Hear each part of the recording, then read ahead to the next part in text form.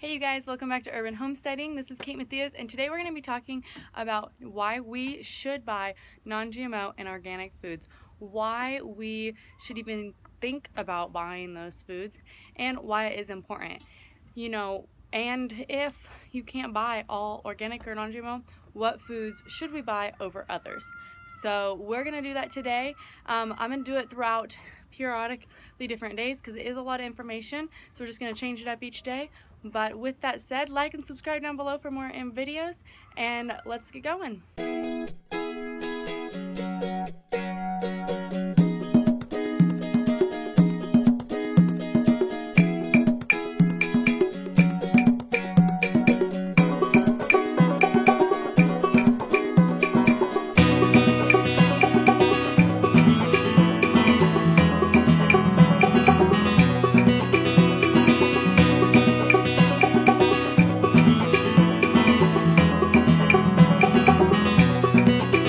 Okay, you guys, first I kind of want to tell you where GMO, genetically modified organisms, came from. So it first came from when farmers, back decades ago, 2 out of every 3 men you would meet were farmers. Now it's only 0.05% of farmers men you meet are farmers. When World War I and World War II were going on, during those times, actually some new stuff was brought to light. They actually invented some new things, and it really helped our country. And with that, it actually started the green movement, is what they call it, where the plant breeding and the growth of crops really just boomed because they were able to get better fertilizer, get better things like that. So their mindset was actually really good. They were like, well, you know what, if we can make the farmers that farm focus on one thing, just this certain kind of potato, and not 5 different things, then it will be able to be a bigger increase. We'll be able to do more production. We'll be able to help people who are starving. And so that was their heart behind it. But the thing is when you have tons of different crops growing in one area, they protect each other. The insects don't come around as much. They actually help each other. But growing this one type of thing actually harmed them. So there was only one kind of potato, or that's just an example, but it was actually attracting all one insect, and it was really harming not only the crops, but it was not helping the farmers out very much. The insects were coming. So as much as they sprayed, they had to keep spraying, and all these pesticides and all this spray was going into these products, these whatever they were growing, even more, because they've been having to spray more because there's more insects. So that is kind of what started the GMO thing, because they had to start genetically modifying these produce to protect themselves from insects, to protect themselves from this. And it wasn't the original thing that God created. They started creating these potatoes and tomatoes and lettuce and every vegetable now, decades later, so that now they're bigger and they're brighter and they're greener, and the mass food production. So now that we've talked about kind of the background on the ground and the crops and our ancestors and stuff, the next thing I want to tell you guys is about Monsanto. If you've done any research at all about GMO, organic, or non-GMO foods, you would have seen Monsanto come up. And I just want to say that is a company. So Monsanto is a company, and it was in 1970 where they actually invented something called Roundup. And Roundup is a herbicide. It kills almost all weeds. So generations ago, it was necessary, they would spray it on the crops, only the weeds would die, and they could wash their fruit and it would be fine. But once Roundup, was put out there for those crops to spray all those weeds and kill them, the whole agricultural changed. The whole business of growing crops and planting and all that totally changed. But when I mean totally changed is that in 1970, that was brought out there, but then later in the 1970s, they would spray the plants. And what I mean by changed is that in 1990, the gene revolution completely changed. It's called the gene revolution, because what Monsanto started doing was genetically modifying their plants Roundup ready. Now that sounds really confusing, but basically instead of only spraying the crops with them, what they would do is they genetically modified the crops and the plants that they were doing. So they would, let's choose corn, for example. They would genetically modify it so that it would have Roundup in it, so that when the bugs bit it instantly, it would split their stomach and the bugs would die, so that they wouldn't have to always be spraying constantly every day. They genetically modified the food so that it would kill the bugs as soon as they ate it, so they wouldn't have that problem as much.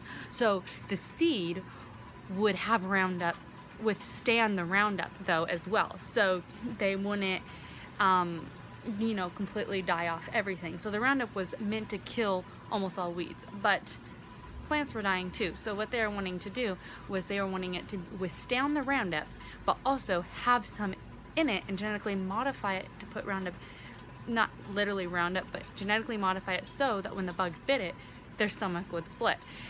That sounds so gory, but basically their stomach would split. So starting in the 1990s, 1970s, they just did their Roundup, and in the 1990s they would do this. I'm just trying to make this super simple. There's a lot to go with it, a lot that goes into it, but I just want to make it simple and real quick for you guys. Really, Monsanto was after more than just the weeds. They were wanting to, when they genetically modified it, and I said it doesn't have Roundup in it, but it had something in it to withstand it, but yet kill the bugs. What it had in there was BT. Bacterial toxin. It would have this bacterial toxin in the plant, and they would genetically modify it so that every cell has pest killer in it. But you're wondering, so why is that bad? But okay, if it kills a bug, if it literally splits the bug's stomach open, what do you think it's gonna do to our bodies, our gut? They test, you know, different products on mice and animals before they even certify it for humans to see what it does. So it was killing these bugs, and I guarantee you more than just bugs were eating these crops and getting into it. So they were wanting to kill really anything that was disturbing their crops. So with BT in it, literally in the DNA, because they genetically modified it, you can't wash off the plant. You can't just be like, well, let me just wash it off so that, you know, the pesticides aren't on it. Yes, there's pesticides on it and stuff, and maybe with certain cleaners you can, you know, plant cleaners, you can wash it off, but you're not being able to change the DNA that it was genetically modified, and you're not able to change the DNA of the actual product or the fruit or the vegetable you're eating. Because there's BT, there's bacterial toxins in it to kill the bugs, and it's in the DNA, and now it's getting in your gut, in your system, and you're not getting all that nutrients. You're getting almost like a toxic, a very genetically modified fruit in your body, and it's not good for your body. So Monsanto's, for example, this is true, like we used corn before. So Monsanto's actually, you know, they have to register their spray. So the Roundup, they registered it under, you know, a spray, a pesticide or whatever. Their corn, the genetically modified corn, is actually registered under the exact same thing because of the DNA. So it's like Roundup, and underneath the same subject that the pesticides are under the same category, is the genetically modified corn and other products. So there is something called the Dirty Dozen, and there's the 12 top things if you're gonna try to eat organically and try to eat non-GMO, but you can't afford it all. Like I personally can't afford completely organic non-GMO foods, so I make sure to stick with those products I'm not buying. So like I do not buy anything on the Dirty Dozen. And those are the 12 things do not buy, no matter what, organic, non-organic. Buy them organically. So, and I will show you guys, you know, a couple places where I'm able to find those products for a good deal. So, yeah, so that is kind of why they started, you know, genetically modifying the food. That is also why they started using the pesticides, and that hopefully makes a little bit more sense on why the actual DNA is the actual DNA, you guys, the actual DNA has BT in it, bacterial toxins. It actually has pesticides in it. That's crazy, and we're putting that in our body, and people are so not aware. It's so sad. So anyways, and that stuff, putting that in and day out, that's gonna mess with your body. That's gonna really mess with your systems, your organs, those toxins in there. That's just gonna really be harmful for your body and your brain. It's gonna be very harmful for your brain. plants can't do what they're not naturally made to do. So when they tried to inject the DNA, it didn't work. It fought it off. It's just like our body. When you get bad bacteria in your gut, your body instantly fights off that sickness. So they had to be a little bit more tricky. They had to kind of think outside the box when they were doing this. They found out that when Monsanto found out that when they inserted soil bacteria into the plants, it actually developed like tumors in the plants. So with their immune system down, already having these tumors, then they could inject the DNA, and then therefore it couldn't fight it off. So that the DNA started to change the produce as it would produce. produce. Anyway, so that's when the genetically modified organisms, GMOs, changing the DNA, all of that started being able to work its way in. That's one way that they genetically modify plants and different products. That is one of the couple ways. I'm just going to talk about that one way today. So my big question was, how does GMOs last in the supermarket? How do they pass all these that it is okay to genetically modify organisms or the produce we're eating, and even the animals? How is that okay to do that? And the government scientists, in 1994, when they passed the first produce, which is actually tomatoes, in 1994, the government scientists actually objected. They were not happy because they were actually, the results from when they tested and gave these tomatoes and gave these GMO produce to rats, they actually started forming lesions in the rat's stomach. So if it's doing that to rats, picture what it's doing to us. And the government scientists were not happy when that got passed. And in 2001, it was reintroduced. But in 1994, when it was introduced in, the consumers, the people eating it, did not know that they were in there. They did not label it. They did not tell anybody. But in 2001, when it was introduced again, the consumers found out, and they were scared. They were like, how do I know which food even has GMOs or genetically modified? How do I know, what's been going on? All that. So then GMO, the first thing, like I said, was tomatoes, and then it was corn. So literally when they put the GMO corn out there, when they genetically modified the corn and tomato stuff, they had to write on the box, not fit for human consumption, and they sold it and people still bought it. To me, that blows my mind. And there's three departments, three groups that decided that GMO foods could equal regular food groups. The Department of Agriculture, the Environment Protection Agency, and the Food and Drug Administration. And those three people, those three groups, decided that GMO food is, totally the same as regular food. It's going to do the same benefits. But think about it. How do you get perfectly fresh, ripe, red tomatoes when it's not tomato season? How do you get a produce perfectly looking, super good, super juicy, super ripe, when it's not their season of growth? They're genetically modifying these organisms. They are changing the DNA. They are putting stuff in there that make lesions in rats.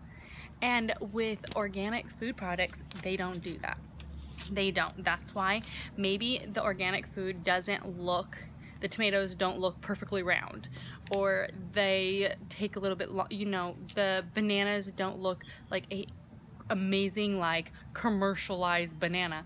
It's because it is organic, and they are not being genetically modified, and they are not messing with the DNA to make it look perfect so that you can get a better consumer quality and get more money out of it. With going from learning about Monsanto and everything they've been doing, and to learn about how this seed has been, this printed seed has been stored and comes down from generation to generation, I want to relate it into where we are today, because honestly we're not going to understand unless why it's important to us today if we didn't hear that whole backstory. So Monsanto actually earns 75% of the seed that people go to buy when they're wanting to start farming.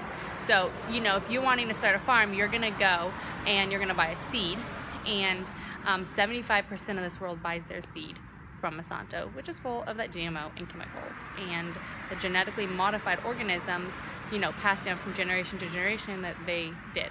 So 75% of this world, when they go buy their seed to start their crops, is from Monsanto, and that Monsanto, as we've heard, now has GMOs in it. It's been genetically modified organisms is what they are. They've been genetically modified over the years, and now that's what's growing our produce. It's not that natural, good, organic seed. That is why buying non-GMO food and organic food, when it's labeled that and when it has been proven that it is non-GMO, and it is organic, is really good for you. You definitely want to buy that non-organic, non-GMO and organic food, because their seed isn't from Monsanto. It hasn't been genetically modified throughout the years. It really brings the question, where does that leave us today? You know, and there's several places or areas where it leaves us today. Number one, the foods are so toxic that they actually create serious allergies in people. Number two is that the cell invasion techniques that they use, they actually lower the nutrition and nutritional content of our food. The third thing is that foods create an immune problem. So these foods now create an immune problem. And the fourth thing is that the techniques that are causing I cannot speak. The techniques that they are using are creating environmental problems. And the last thing is that foods marketed that they have undergone no testing and no labeling, because, you know, when they were testing it, like we were talking about, they were finding that those things happened in rats and stuff like that, and now they're saying, well, we'll just not test it. Okay, that's even worse. So now these food products aren't even undergoing, every food is not undergoing that. So there's this thing called the Dirty Dozen, and many of you probably heard of it, but it's 12 foods that if you're gonna try to buy GMO or organic, you want to definitely buy these things organic, or don't buy them at all, because you'll notice these things you don't peel. Like, for the first one on there is strawberries. You don't peel strawberries. So the pesticides and the things they're spraying, the stuff that we've talked about that they spray, is actually going right into it. Not only are they not changing the DNA, they're actually like spraying right on it, and it soaks in and you're eating all that. So let's say it's a produce that they haven't changed the DNA on. You're still getting everything they sprayed on them. So these are the 12 things that you definitely need to eat organic. So if you can't afford it all, I personally can't afford right now to eat completely non-GMO, completely organic. So I pick and choose the things that I buy. For the most part, I would say 75% we eat organic and non-GMO, but the other 25% I don't. So I personally buy all my meats organic. I don't buy anything that's not grass-fed or organic. And then the Dirty Dozen, so like strawberries, spinach, kale, nectarines, apples, grapes, peaches, cherries, pears, tomatoes, celery, and potatoes. I know I just said 13, but I add in tomatoes because that is one I know that they changed the DNA, because that is the first thing that they have passed. So that we talked about, and that's the one I use. And also corn, I don't, because that is a very high content of GMO in corn as well. So I just try to buy those kind of things organic. You will go with me. I'm gonna show you actually a little booklet I have, so you can see the stickers and the labels that tell you it's organic and stuff like that. To show you guys was the symbols that I've been talking about non-GMO, about organic, about all that stuff. So this is a little booklet. It's amazing. You can find it on www.blaylockgmo.com. I'll link it down below. But so the first thing I wanted to show you guys is a symbol for organic. So if this is on a food product, you know it is organic. It is USDA proven organic. You are good to go. If something just says organic on it but doesn't have this label, honestly, most everything in there is probably not organic. They're just putting it on there so it sounds healthier. Legally, they can do that, but if it has a sticker on it, it has to have everything USDA organic. So this sticker right here, that is what it is, or this sticker, or this sticker. So those 3 stickers, you're kind of looking at them backwards, I think. For the non-GMO, it has to have that label right there. Yes, so that label, so you can kind of see what they look like, but I would definitely, if you're interested in more about the non-GMO and organics and all that, read this. This puts it so simplified, so just, it makes sense. It's the first thing I read when I was learning about this. Now there is deceptive labeling. Well, they'll put this label on it, like I was talking about, they just put organic on it, and it's not. The marketers have become really skilled at making the product sound, healthy, when it's really not very healthy. So these are deceptive labels. So right here where it says natural, all this, pure, those are very deceptive labels that they're just trying to, sadly, get you right? So when you're finding dairy labels, you want it to be hormone free. You don't want them to add those extra hormones in there, excess GMOs. So you want them to write in there, dairy not treated with RBGH. And you're gonna find that right on the back with the nutrition labels. Like it says here, it literally says here, GMOs get into dairy products through animals and feed and artificial hormones given to cows that produce milk. The label below is from a hormone-free milk, so you want to make sure that's there. You don't want hormones added into that milk. Not good for you at all. You're going to want to avoid GMOs like we were talking about. Or second to last thing is, remember the 2 S's and the 3 C's. So most GMOs actually come in the form of 5 different plants. So if your product has one of these 5 different plants or these words in the ingredient list, you want to steer clear unless it's organic non-GMO. 90% of these crops are genetically modified. These 5 things, the 2 S's and the 3 C's, they are genetically modified for 90% of the time. Make sure it says non-GMO or organic when you are buying these 5 items. So the 5 items are going to be soy, which is used in soybean oil, lecithin, protein powders, vegetable protein powders, many added packaged foods. You're also sugar beets, corn, canola, and cottonseed. So basically sugar beets is any refined sugar. Corn is like corn syrup, corn oil, just corn. The corn feed they give to the animals, and most people don't think that. The corn feed you're giving to the animals, if it's totally not good for you, it's genetically modified, then that's going straight into the animal you're going to consume as well. So you're consuming that. Canola, that's canola oil, mayonnaise, salad dressing, snacky type foods. There is a really good healthy avocado mayo at Costco. Buy it, so much better. Anyways, cottonseed is like a lot of oils that are in fried foods and in baked goods. So those are the 5 things, I'm going to list it down below as well, to watch out for. Please watch out for that. So the 5 ways to avoid these GMO foods is, first of all, buying organic, looking for those non-GMO seals and those organic seals, avoiding the synthetic hormones, and avoiding the obvious GMO ingredients, and they're listed here as well, which are the 5 things. So avoid those listed 5 obvious ingredients. And recognizing hidden GMOs. Now, hidden GMOs are basically GMOs you would never consider actually being genetically modified organisms that you didn't realize you had to keep an eye out for. So many food ingredients are actually derived from the 2 S's and the 3 C's we just talked about, but their names are obscure to the fact, so they don't even look like they fall under those categories. For example, citric acid is one that nobody realizes on the back of a lot of packaging foods, but it's genetically modified organisms. It is super bad for you. Popular preservatives, it typically comes from sugar beets, like we were talking about, that refined sugar. GMO in it that you want to keep an eye out is like cereals, snacks, nutritional bars, crackers, cookies, canned vegetables, surprisingly. That's a whole nother topic on what's in that can. My word, you can tell I live on a main highway. I guess they're racing.